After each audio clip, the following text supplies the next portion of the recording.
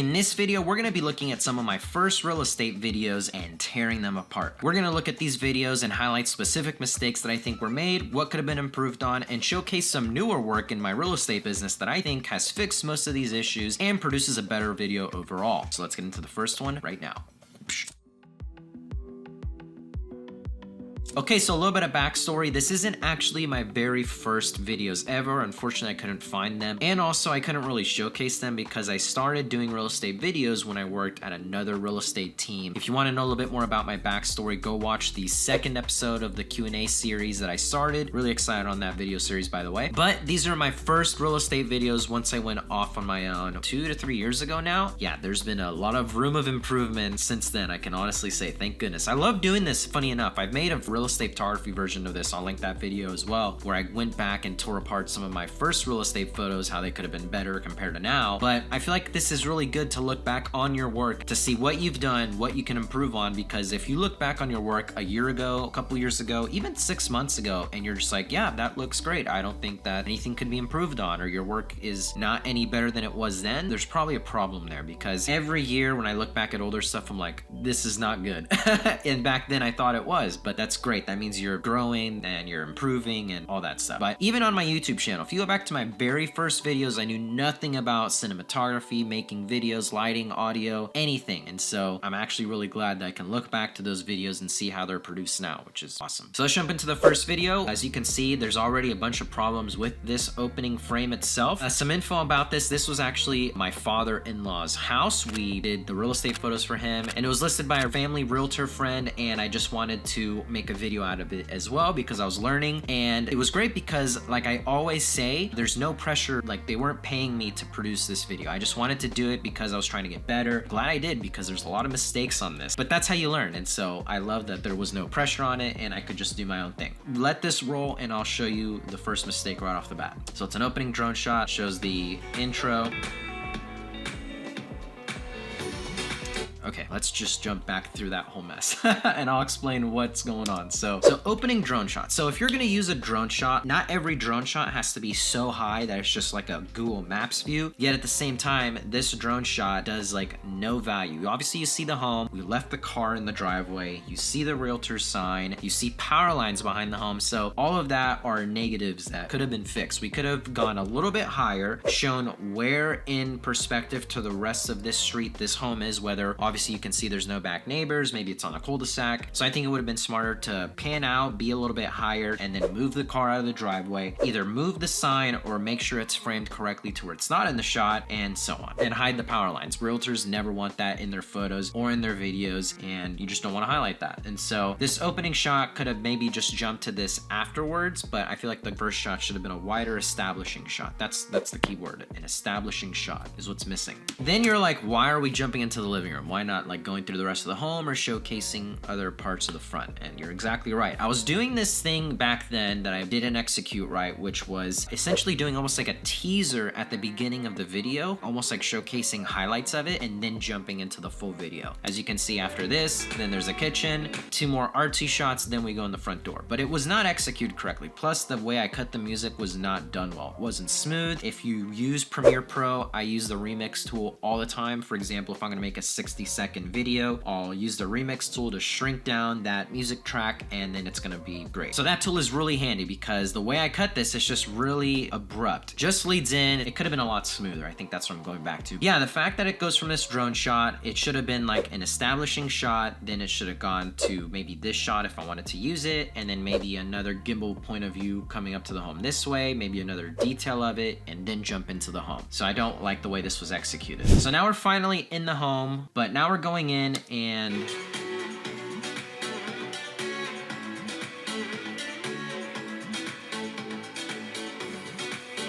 so honestly not bad after that.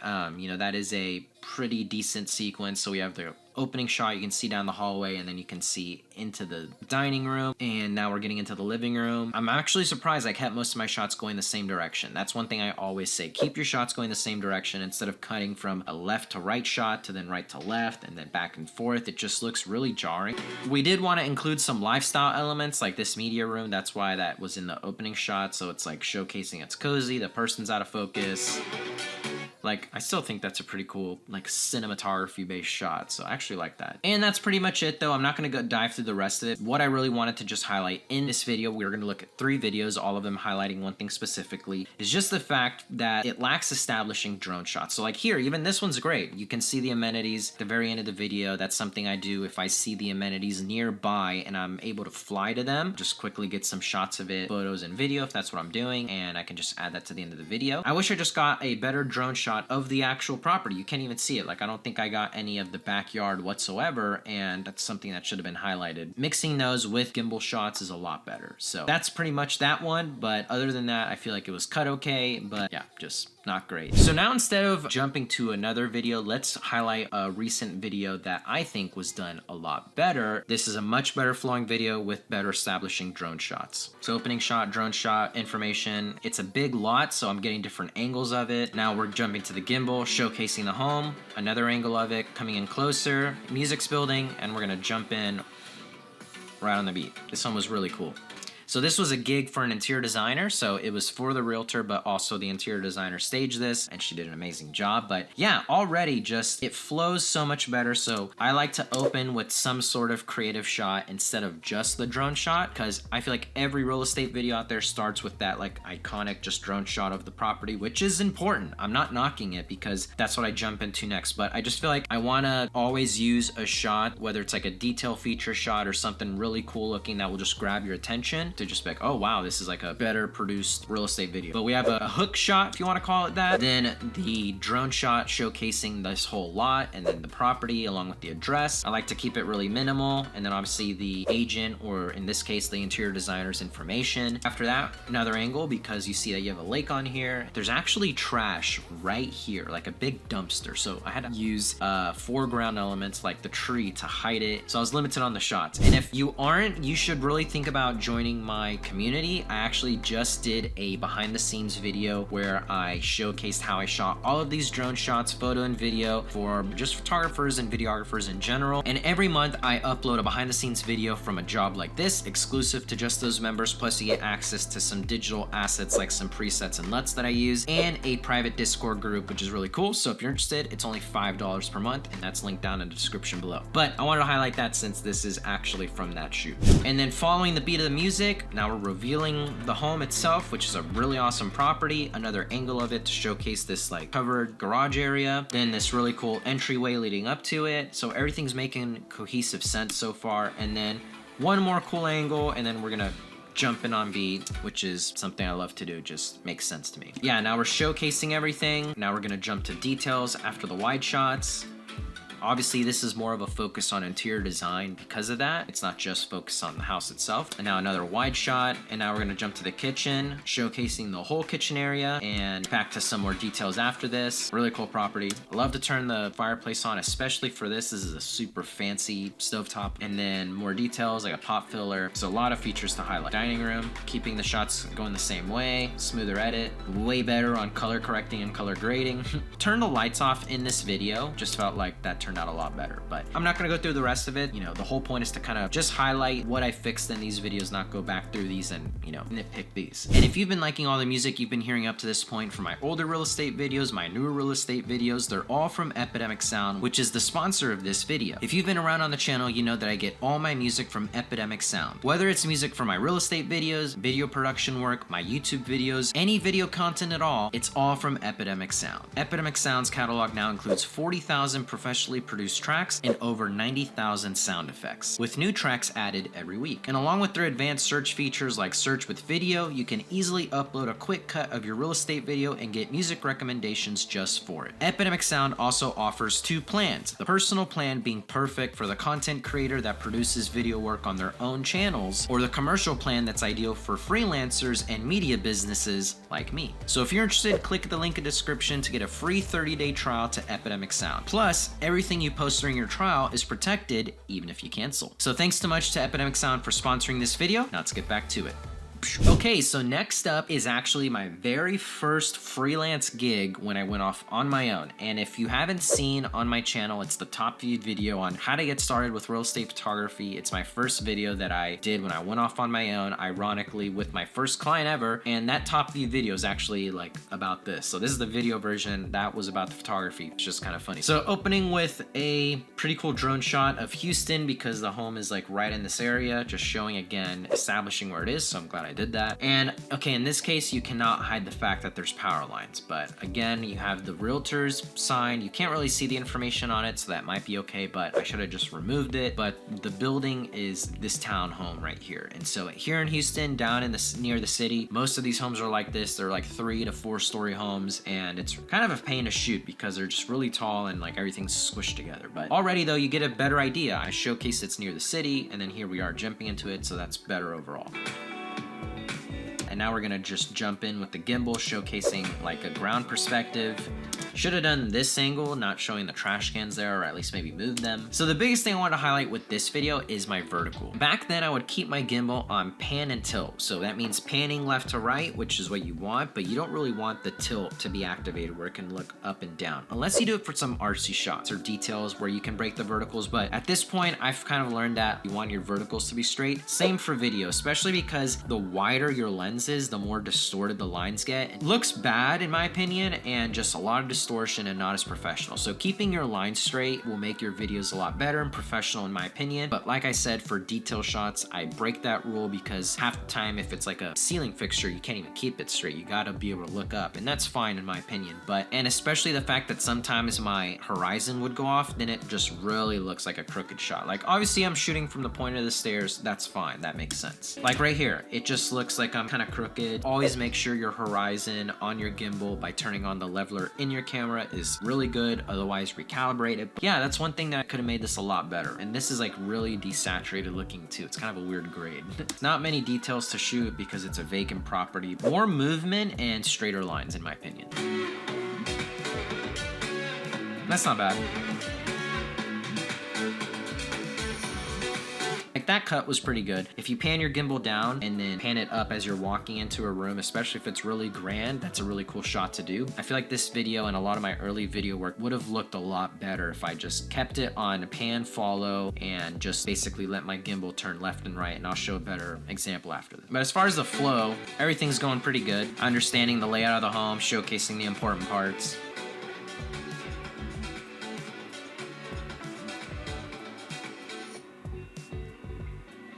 So I feel like the ending of that was just like way too fast. Like the cuts were too fast. It was kind of hard to kind of figure out what I was like looking at for a second, or just I should have held out those shots a little longer. Especially when it comes to making these videos for social media, sometimes they're just like too fast and you're just like, wait, what did I look at? In this case, I should have definitely held those out a little longer, just kind of understand what I'm looking at. All right, so let's go look at a dated video to show how much better it looks with verticals that are correct. And funny enough, this is for a vertical reel. I feel like half the listing videos I do now are vertically oriented real estate reels. Some of my agents, especially that same agent, this is one of their videos as well. So 3 years ago, they were my first clients, and then here they are still being one of my main clients, which is awesome. But now they exclusively just do reels because they don't really see the return on the full-length videos that they attach to the listing. I guess don't see anything from it. More return by just making them as reels. And I love doing these. These are really cool. But this is actually me shooting it vertically on my camera with my 15-35 vertically. Right off the bat, interesting shot. The home is on a lake. It has something to do with that, and we have the sunset, just some more artsy shot to get your attention. Here's a better way to do, your preview. So we've highlighted 2 important things about the property, and it's kind of still establishing where we are, not just like random shots like that other one was. I love that with vertical, you can stack shots and you can showcase faster. So it's really cool. So here I have the front shot of it, and here I have a back shot of it. Cool little day to night transition. Those are,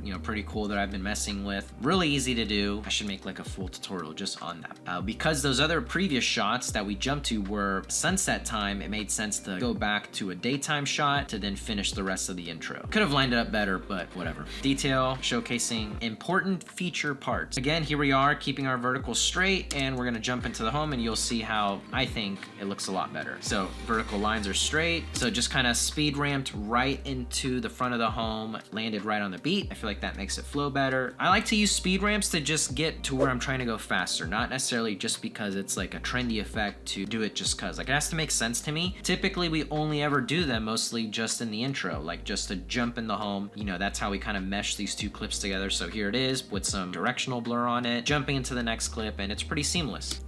Whoosh, and then now to the living room. I feel like I didn't have to film just the part of myself getting there. But yeah, like everything looks vertically correct. I feel like it would look really distracting if it was like panning down or panning up because it is such wide angle. Obviously, detail shots break that rule. And with Reels, it's really cool because all you're doing is highlighting the main features of the home, not a full-on listing video, which I like to do so much more. I feel like that's a lot better than some of the early work. All right, and then moving on to the last video. So this one again highlights some of the same stuff, but this is also when I had the Sony a7S III for a bit. Still didn't do that great with it. This drone shot, this is on a corner lot, and that would have been so important to highlight. Missed opportunity there. So yeah, doing that teaser thing that I was doing then that just wasn't executed correctly. It just seems confusing. I feel like a regular viewer would see this and be like, why don't we go in the rest of the home and finish the rest of it? What's going on? So here we are starting again. I love what we do now, how we just like jump into the home. It's a lot more interesting visually and just keeps the viewer just wanting to see more, especially because here's just like, I don't know, missed opportunity to make it a little bit more interesting.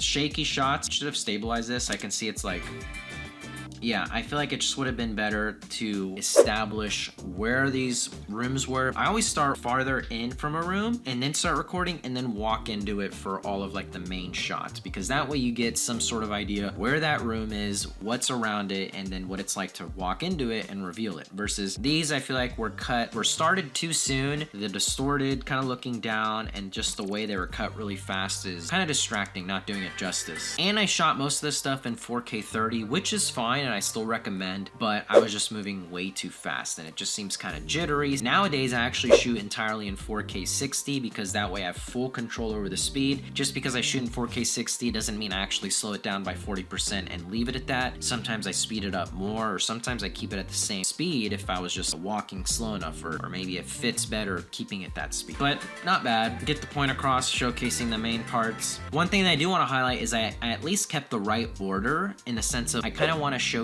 things based on the importance of what it is. If there's like a secondary bedroom right by the entryway, I'm not going to shoot that next. I'm not going to like shoot it in order, because then you might not get to some of the best features like the primary or the kitchen until like way later in the video. So typically we open with the entryway and then we jump into the living room, highlight the kitchen, then go to the primary, and then just level of importance after that.